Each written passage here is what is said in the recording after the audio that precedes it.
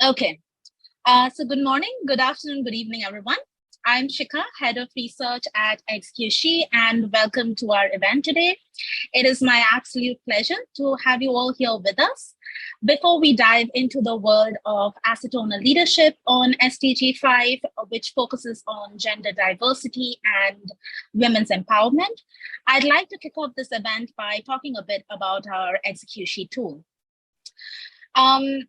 So this platform actually condenses several characteristics of executive management teams as found from the publicly available data shared by companies and executives themselves, and provides them as relevant facts to the discussion on gender diversity.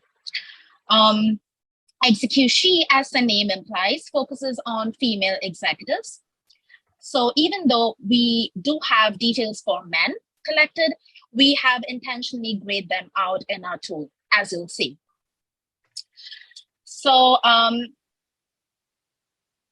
when we enter the data space, we have two separate modules on the top left, company and institutional investors. In the company module, we have two ways of filtering here. One by companies, where we can further filter by industries, regions, and market cap, and the other by executives. When we click on the company filter to start with, you see 4,478 companies at the moment. More are due for process, and they are by default organized by size. If you hover beside executive team, the female and male titles, you will be able to sort them by team size and also by highest to lowest number of female and male executives respectively.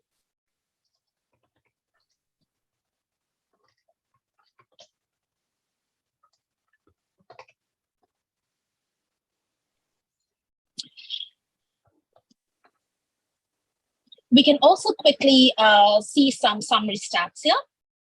7% CEOs, 18% CFOs, 19% COOs, and 23% female executives. And we can tell you that, unfortunately, for positions like CTOs that hold significant power and shares, females only comprise 10%. So the more powerful the positions tend to get, the fewer women we observe. As mentioned earlier, you can explore by industries. We have about 24 industry groups here. And by region, we cover 50 plus countries, and also by market cap. For example, if we take Meta Platforms, formerly Facebook, on the company page, you'll see more details around the company and the whole executive management team listed. You can also see how Meta, in terms of gender diversity, perform compared to its industry, media and entertainment, and country, USA. And when we click on any female executive officer, for example, Sheryl Sandberg, you'll find more personal details, her position tenure, her education qualifications, reported children, and many more details as shared to the public by her company. There's also a section on social media engagement. And if we take a look at the actual executives filter, you can filter from over 70 positions and not just the C-suite positions here.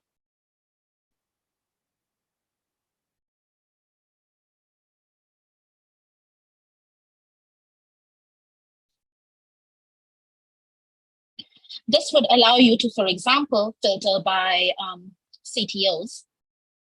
CTOs holding a lot of power from the shares they hold, which would display the companies having a female CTO. Unfortunately, there's only a handful, 142 companies, and having a female CTO. And then in the context of a female CTO, it's somewhat more likely to have CEOs at 9%, CFOs at 26%, COOs at 31%, and overall 31% female executives. So what we see here is observe is live data that is updated every week. So if you see the 5 days icon below Apple Inc., for instance, this denotes the exact date when it was last updated. So every week we update US and UK companies to really monitor what happens, and not that frequently, but monthly for countries such as France, Germany, Italy, because there's not much happening there. This is what we call continuous accountability monitoring, CAM in short. This is also presented in this CAM timeline, where it allows us to go backwards in time until October 2021 to see diversity figures. Based on however you filtered or not, it shows you the percentage of women executives differing by number and by positions. As you will also notice, as we've progressed over the year or so,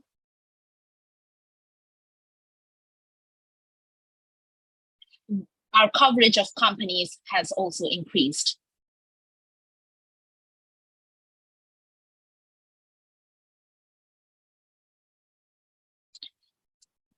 As one of my colleagues rightly said, it's like a time machine of our data. So we observed more than 4,400 organizations, more ado for process, both in private and public markets, in quite some detail, and where female executives contribute to the firm and how powerful they are. If you want to take a look at the private companies that we have in our database at the moment, just filter for private equity under market cap and see the corresponding companies that we have at the moment.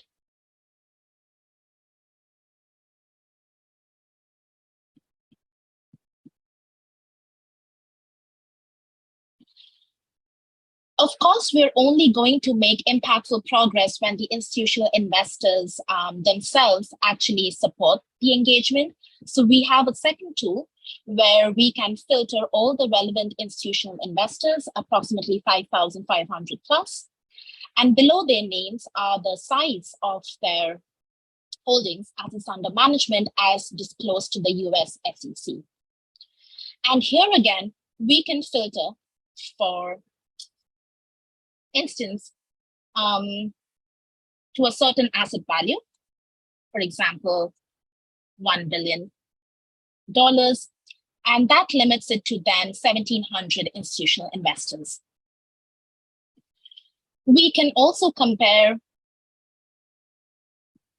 various institutional investors using the settings icon at the top right corner beside female COOs,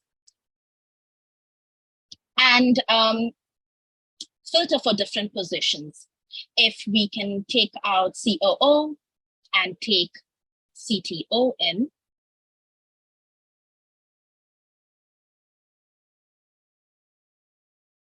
we see how much support there is for female CTOs as well as for the other female executive positions.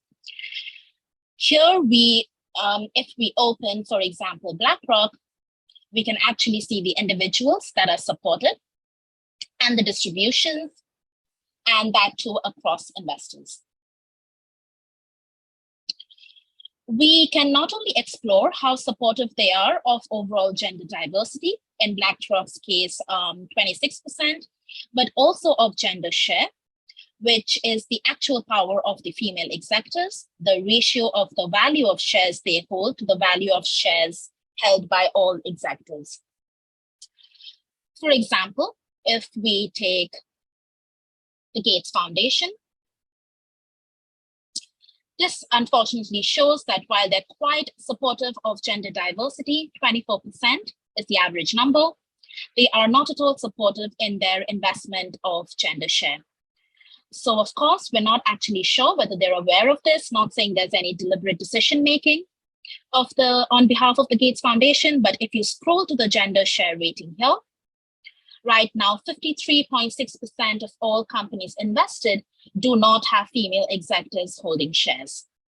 This value last quarter was 49.9%, so this value has actually risen. And the coverage of that portfolio is 95.6%, so we're not really missing much here, unfortunately. And then you could click on a variety of different asset managers and compare, maximum of 4 at a time. And we see all lined up next to each other, and you're able to compare. In this case, Black Hill Capital, Billings Capital Management, as well as Beach Hill Advisors, they are actually quite supportive. And it's great to see that. Whereas Gates Foundation is 2.5 on gender diversity rating and 0 on gender share rating. We have Black Hill at 5 on both ratings, Billings Capital Management 3.5 on gender diversity rating, 5 on gender share rating, and Beach Hill here at 4 on gender diversity rating and 2.5 on gender share rating. You are also able to generate reports containing all this information by just clicking on this printer button. And we see this report with all of this information with definitions added to guide and help you understand better. Coming back to this database, we do see some positive cases as well. If, for example, we take Wellington Management, this is an example of an investor who is over proportionately supportive of females across all positions. However, if you look at Warren Buffett's Berkshire Hathaway,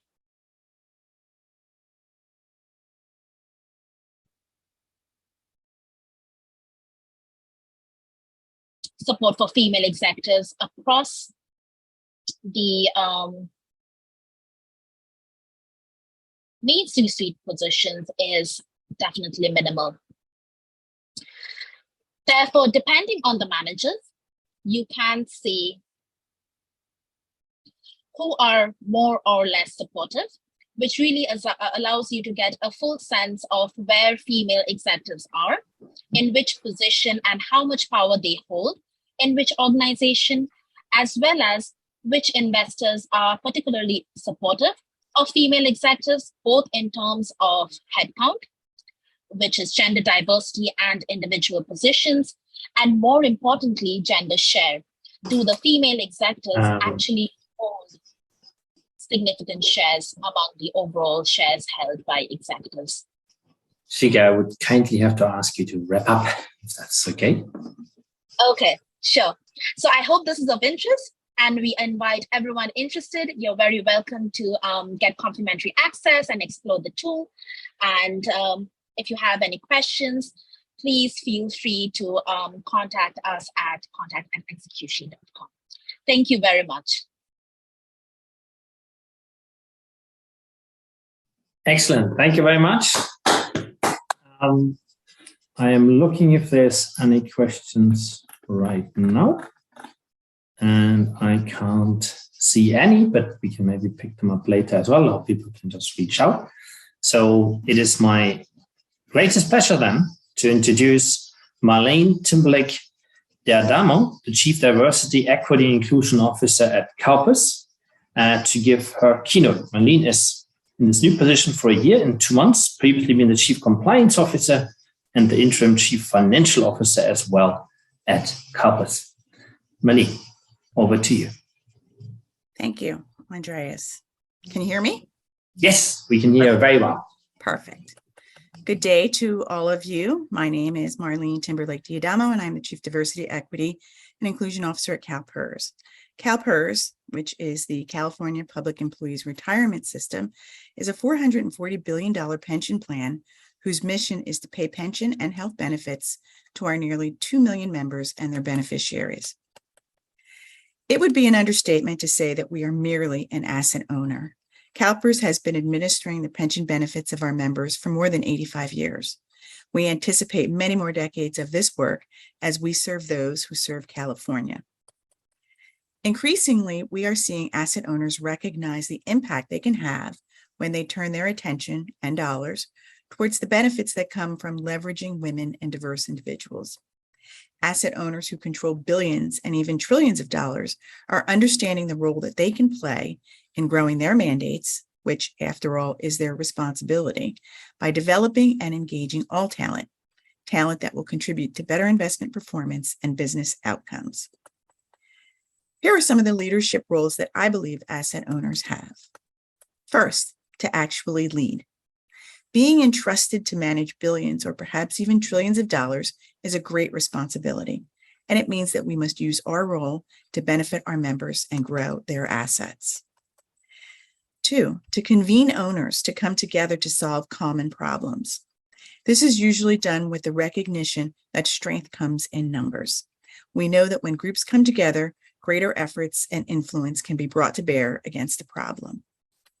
Three, responsibly grow assets.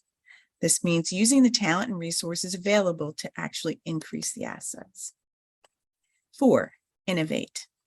I didn't write anything with that because I think it's self-explanatory and it's broad, but to be innovative and to really look for creative and thoughtful ways to solve problems. Next, prepare for the future. As I mentioned, we've been doing this work for more than 8 decades and anticipate doing it for a lot longer. So preparing for the future means finding creative and thoughtful solutions. Here, we believe women are the future, and we need to act with a sense of urgency in making sure that we can benefit from their talents, from the talents that they bring. Next, follow the data on the business case for recognizing the value of women in the investment industry. We don't think there's a need to debate it. In fact, we've written into our investment beliefs the need for diversity. And we think that the case has been made. Next, act with deliberate speed. Here we understand that the faster we come together to solve these problems, the better off we will be. By now, we know that diverse and inclusive teams outperform non-diverse teams. We know, for example, that when diverse teams make decisions, they tend to do so in a way that is more reflective and representative of the group members. And as a result, those decisions tend to be better informed. No doubt that progress has been made in bringing more women into the fold. There are many organizations that are dedicated to reducing the barriers that women can face, not only in the workplace, but also in the world. This is important because we know that oftentimes it is these frictions that precipitate negative outcomes, like getting stuck on a career ladder or dropping out of the workforce completely.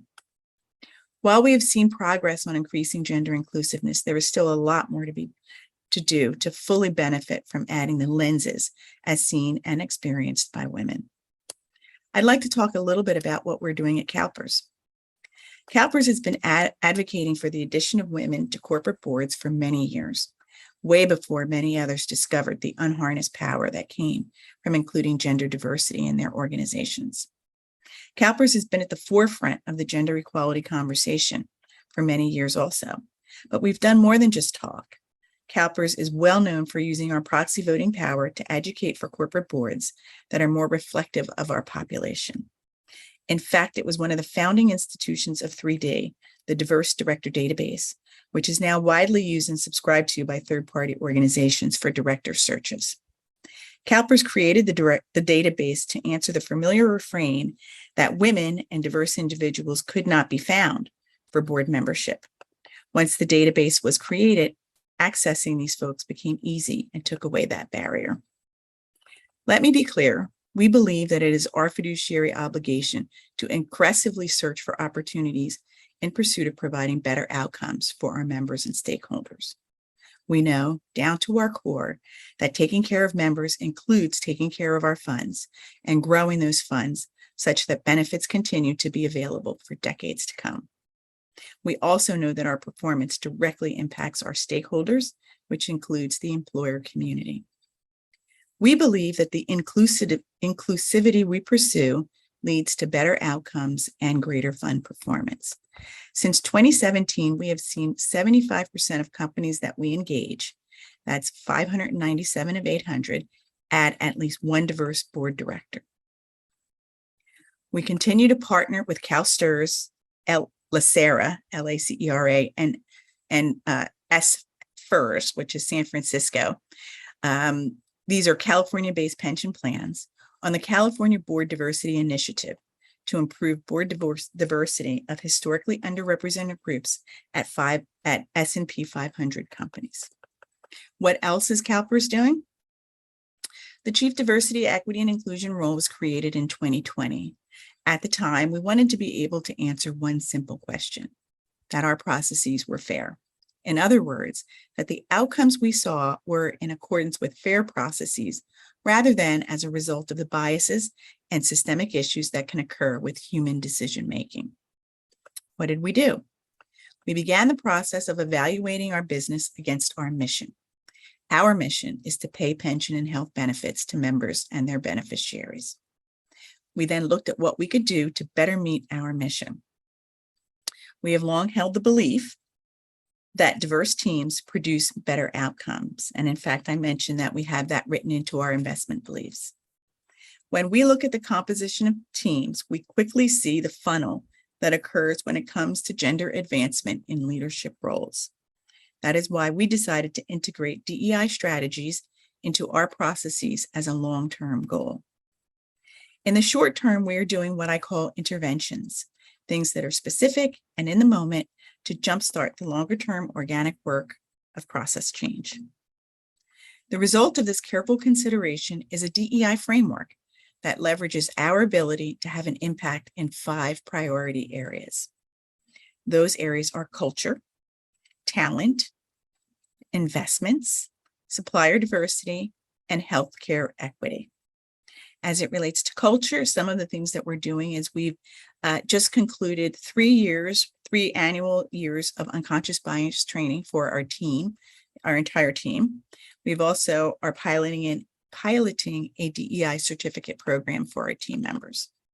On the talent side, we are looking at neutral language application materials and anonymizing application materials, as well as new team member and team leader training on preparing for success in your role. On the investment side, we have a sustainable investments program, which brings DEI strategies into our investment work. On health equity, we have as goal to improve the health outcomes for members and beneficiaries. And what that looks like is working with our health plans to understand the outcomes received by members, by demographics, and work with those plans for ways to improve those outcomes. And on the supplier diversity side, we focus on small business and disabled veteran business engagement, and we're using survey data to understand the demographics of our supplier community. Once we identified the priority areas, we stitched together a broad goal, several objectives, and 5 to 10 business plan initiatives associated with each goal.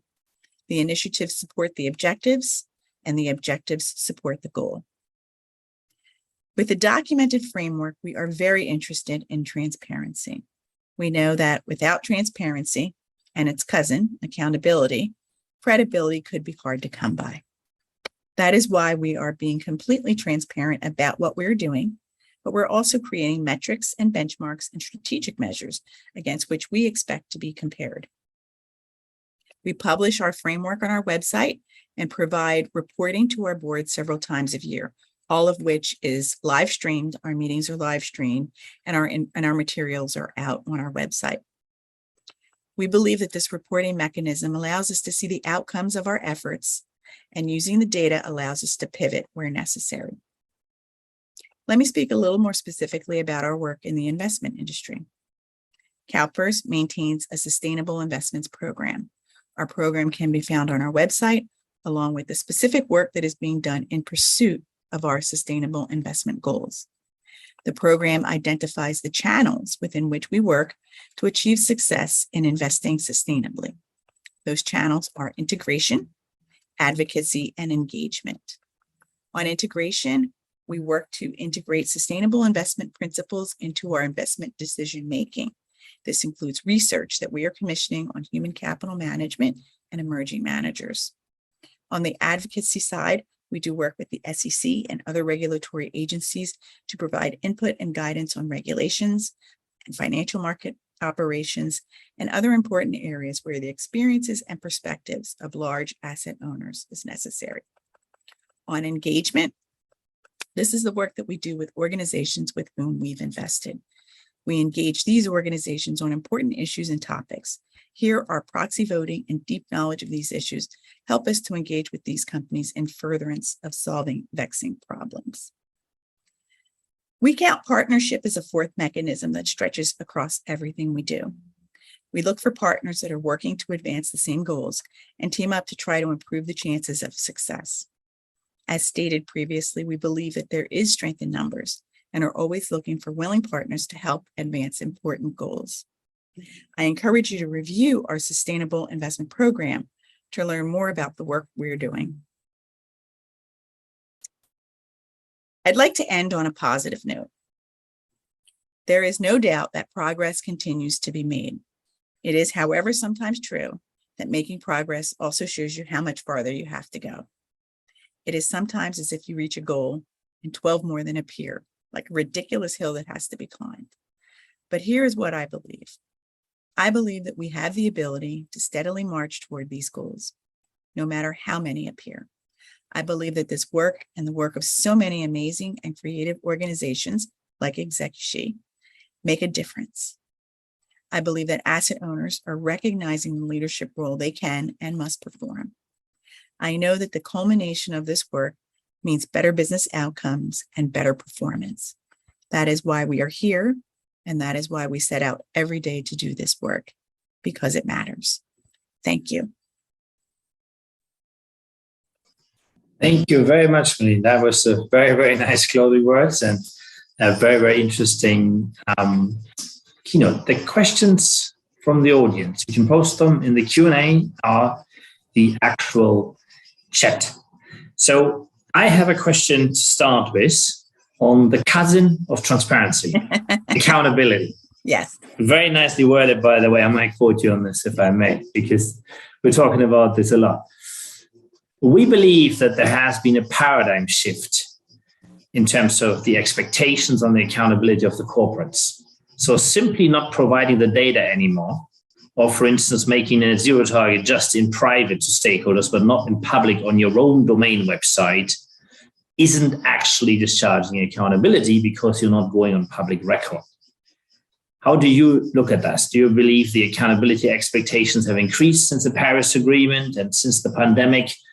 Or do you believe accountability is what it was 10 years ago when it was more of an academic concept? I definitely believe that accountability has increased. But, I think that the movement towards accountability is probably slower than what we would want and expect.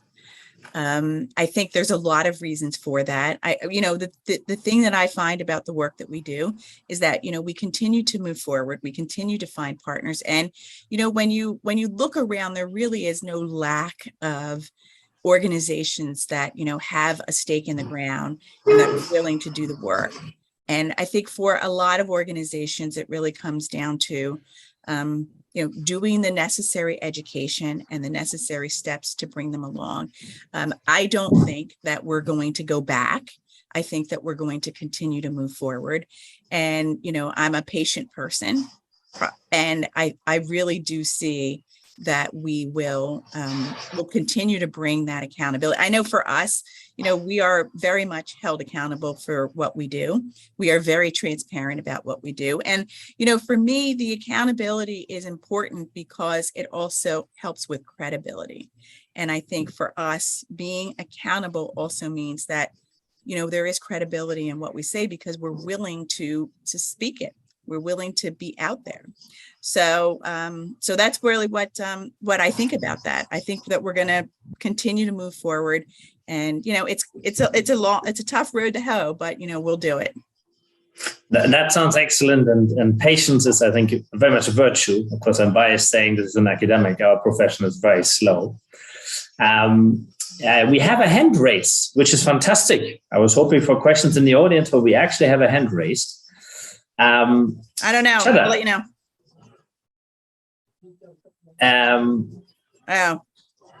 Marlene, are you good to take questions? Yeah, go ahead. Okay, somebody was talking to me in the background. No problem at all. Shada, I hope I pronounced your name correctly. You are very welcome to come on voice and video and ask a question directly to Marlene. Can you unmute? We can see your hand and we can see you put into the pool of speakers. Another question might be if you can unmute. You're still muted here. So Wendy, can we maybe help to unmute? I will ask a question in the meantime while we're trying to get unmuted. So there has been a separate question on the chat about various forms of diversity, gender diversity, ethnic racial diversity, but also age diversity.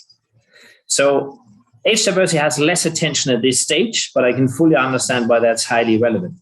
Marlene, how do you think about a diversity in age, or let me extend this maybe slightly a little bit in generations, as present possibly on the board and or the top management team?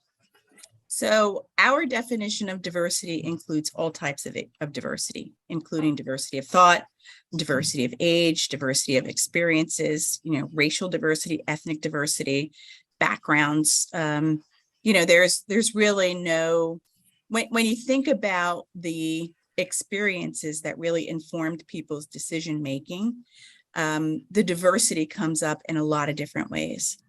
And so for us, we definitely look at age diversity. We track the diversity of our team members when we do our workforce demographics and our reporting. And we make sure that we incorporate the perspectives of those groups of folks all throughout, from the Gen Z, I think now the newest one is the A group, all the way up to the traditionalists, of which we actually have one on our team at CalPERS. That sounds perfect. So Chata did it as maybe a favor. Now we have lots of hands up here. Patricia's coming next. Unfortunately, Chata couldn't unmute. So we'll try Patricia. Hi. Patricia. Hi, everyone. Hello, please introduce yourself, where you're from which town you're coming. We're all in different places, and then ask your question. Well, I am Austrian Italian. I work for one of the 50 big corporations, and it says right there, Assicurazioni Generali. You may not have heard of it. We are in the insurance and financial sector. And what really strikes me about the age discrimination is the fact that big corporations are discriminating by age because older people cost more. So they prefer to fire everyone after a certain age because for the same price, they can have 4, 5, 6, 7 people working. And the knowledge, there is this dispersion of knowledge, which is unbelievable because you can carry on for a while because, the work has been fully organized, and then you wipe out all the workforce that have the experience, the know-how, and they did the work. And then for a short length of time, you can carry on, but then there is a sort of collapse. It's like the Emmentaler, the Swiss cheese. It looks gorgeous from the outside, but we are packed with holes every now and then, everywhere. And then who cares? Because the strategic plans of all corporations, of all companies are so short-sighted. They call it strategic plan. But for me, a 3-year plan is an operational plan. It's not strategic at all.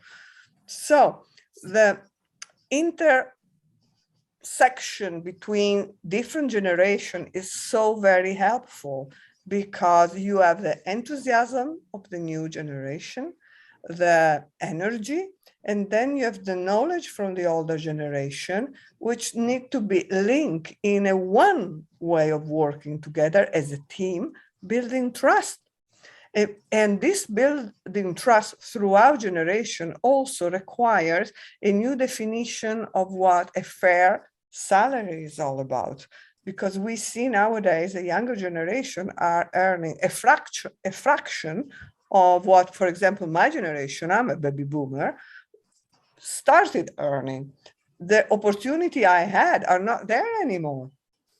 So it's an issue related to fairness and distribution of wealth, because we all concur that a whole team produces the result, because whatever organization you work for, the result are obtained by an effort that is a shared effort. It's a team. Patricia, can you, was that already the question, or do you want to phrase a question? We have another 3 hands up already in the audience. Sorry. So my question is, what are the steps that we are taking in facing this lack of unfairness and lack of redistribution of richness that we face nowadays, not only regarding the older generation that are wiped out because they are considered useless, but also regarding the younger generation? So age discrimination goes throughout the spectrum.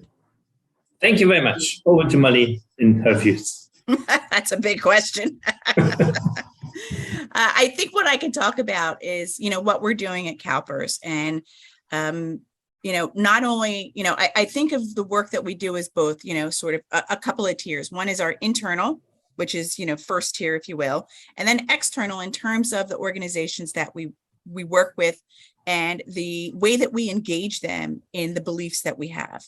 As I've mentioned, our definition of diversity includes all types of diversity, including age diversity. And we actually really believe, I should say, that that we benefit, as Patricia said, we benefit from the richness of everybody's experiences and everybody's participation in the work that we do.